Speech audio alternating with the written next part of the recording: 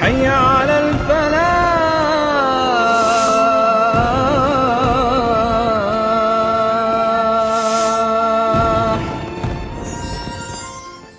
Cara untuk membersihkan hati dan pikiran kita, sekaligus meluruskan niat kita, itu kurang lebih ada 5 hal yang dapat ditempuh.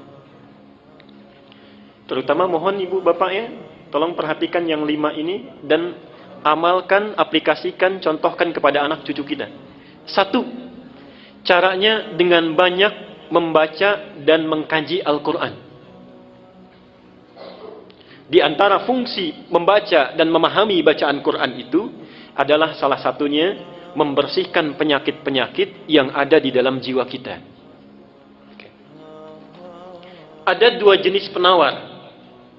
1, penawar obat fisik, dikenal dengan dawa. Penyakitnya daun, obatnya dawa.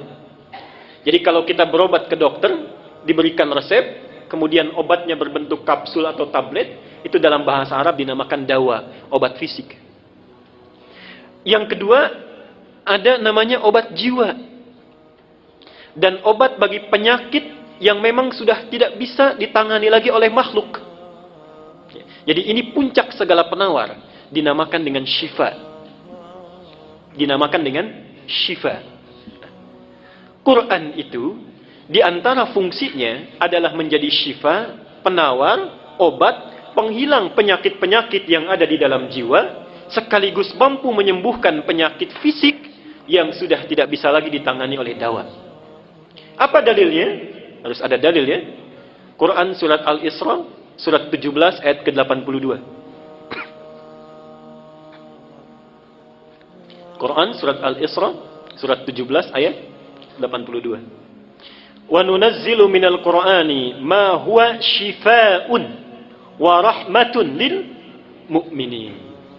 Wa nunazzilu minal Qur'an, dan kami jadikan, kami turunkan di antara ayat-ayat Quran itu yang bila sering dibaca, dipahami dengan baik, diamalkan kandungannya, itu bisa membersihkan jiwa, menjadi penawar bagi penyakit-penyakit jiwa yang sering meresap ke dalam diri kita. Wa rahmatun lil mu'minin, sekaligus menjadi rahmat, kemudahan dalam mengiringi aktivitas yang kita jalani di dalam aktivitas keseharian kita. Itu yang pertama. Jadi ibu bapak kalau punya putra, mau cerdas di sekolahnya, mau bagus belajarnya, itu tolong perhatikan bacaan Qur'annya. Semua orang Islam yang pintar-pintar, kita tidak usah berbicara zaman sahabat ya, masa-masa keemasan Islam saja setelah tabi'in, semua ulama, semua cendekiawan, semua ilmuwan yang akan mempelajari ilmu-ilmu hidup, ilmu-ilmu kehidupan, ada matematika, biologi, fisika, kimia, semuanya mempelajari Quran dulu. Ibnu Sina, Al-Kindi, Al-Farabi, Al-Ghazali, Ibnu Rushdi, Al-Khawarizmi, Al-Bantani, Al-Bituni, semuanya dari Quran dulu. Ibnu Sina yang dikenal dengan pakar kedokteran, usia 17 tahun sudah menjadi dokter spesialis, rujukan para dokter di masa itu usia 7 tahun sudah hafal Quran. Usia 7 tahun. Semua ulama Islam itu orang tuanya memasukkan dulu anaknya untuk hafalan Quran. Apa di antara keunggulannya? Orang-orang yang hafal Quran itu rata-rata ingatannya terbuka, kecerdasannya meningkat.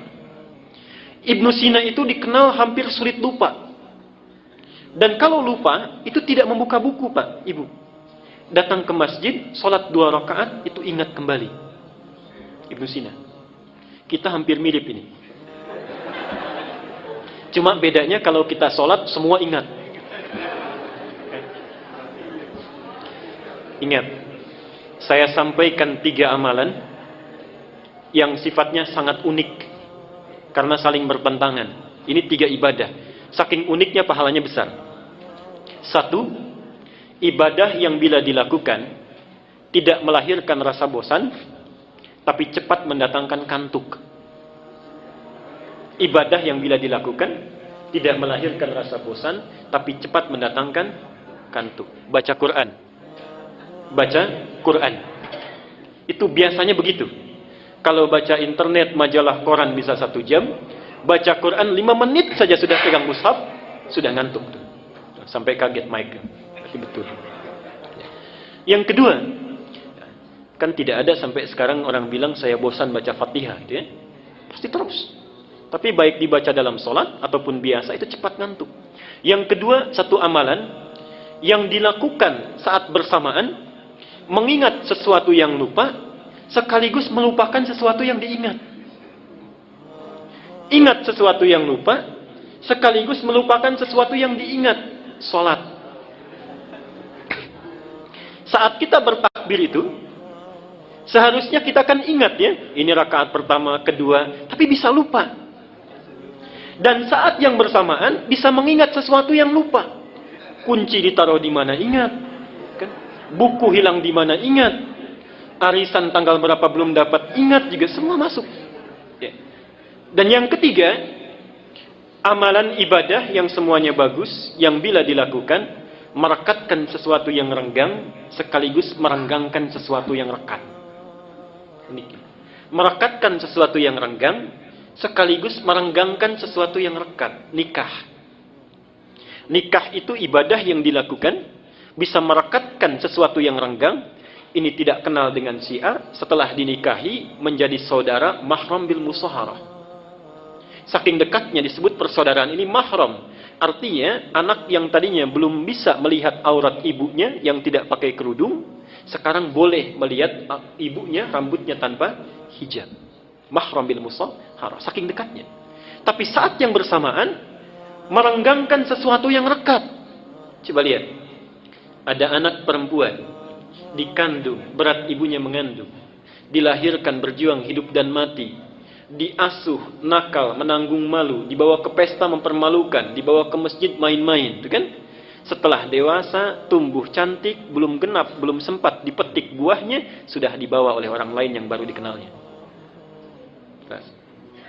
Anak laki-laki, perawatannya sama, walau tidak kalah repot.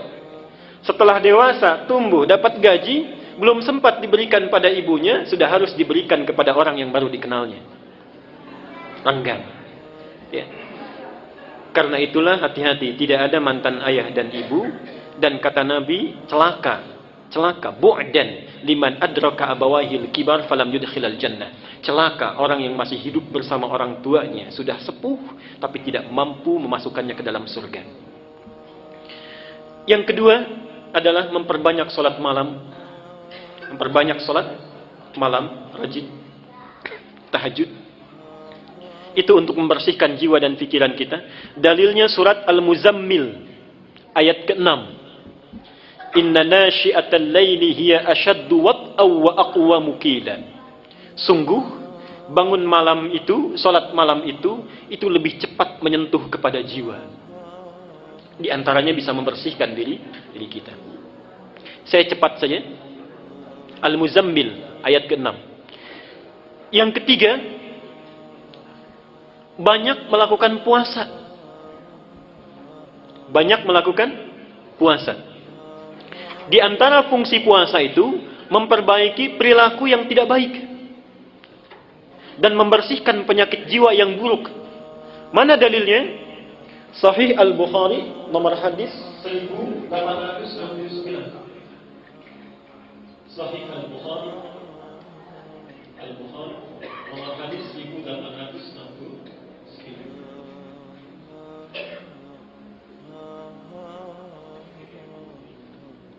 Kullu amal ibni Adam lahu illa siyam fa innahu li wa ana ajzi bihi. Setiap amal anak Adam itu untuknya kecuali puasa, maka dia untukku dan aku yang memberi pahalanya. Terusannya apa? Diteruskan oleh Nabi, fa inimruun qatalahu aw syatamahu, maka jika ada seseorang yang memprovokasi dirinya untuk mengajak berkelahi, untuk mencaci dirinya, untuk berbuat yang tidak baik, maka katakanlah, kata Nabi, inni shaimun marrataini. Katakan saya puasa, saya puasa. Jadi fungsi puasa itu untuk menahan dan memperbaiki diri dari perilaku-perilaku yang tidak baik. Yang keempat, masih ibadah. Yang keempat, memperbanyak istighfar dan bertaqarrub kepada Allah. Memperbanyak istighfar dan bertaqarrub kepada Allah. khususnya di penghujung malam menjelang waktu fajar. Khususnya di penghujung malam menjelang waktu fajar. Dalam bahasa Quran disebut dengan sahar istilahnya. Wabil ashari hum yastaghfirun. Surah Az-Zariyat, surah ke-51 ayat ke-18 dalilnya. Wabil ashari hum yastaghfirun. Dan yang kelima, yang terakhir, memilih teman yang baik. Berkumpul dengan orang-orang yang soleh. Ilmu kita bagus, hati kita baik, tapi berkumpul dengan orang-orang yang jelek, perilaku anak pun akan terpengaruh. Ini maaf Pak Ibu ya, tolong mulai sekarang itu kalau cari-cari sekolah, cari universitas, cari yang 5 kriteria ini baik. Yang bisa memberikan akhlak yang baik, tempat yang baik. Jangan sekedar pandai ya, pandai itu gampang dicarinya. Tapi carilah sekolah yang memberikan akhlak yang baik.